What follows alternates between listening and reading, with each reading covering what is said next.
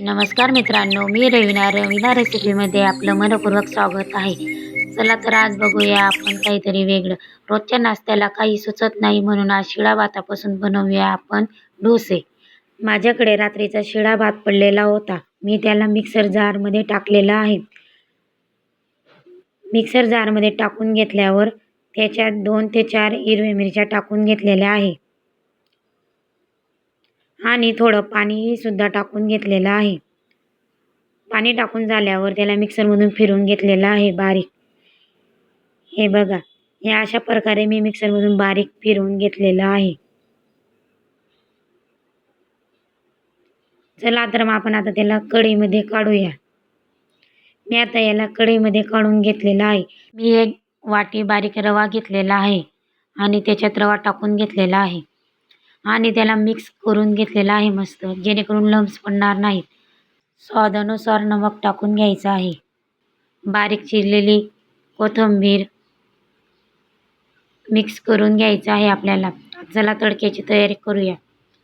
मी इथं तेल गरम करायला ठेवलेलं होतं. 1 चम्मच राई, कढीपत्ता. आता आपण फोडणी देऊन घेऊया. फोडणी देऊन झाल्यावर मिक्स करून घेऊया.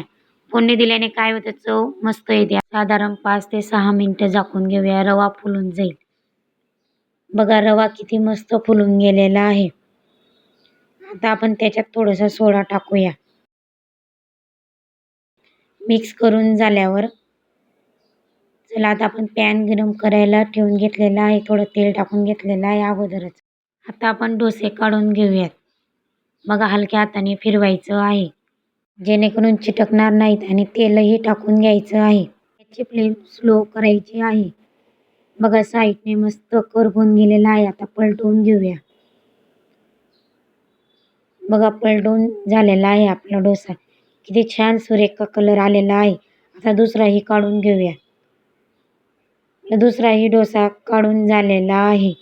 बघा, पलटून झालेले आहेत. आता चला प्लेटमध्ये काढून दाखवते.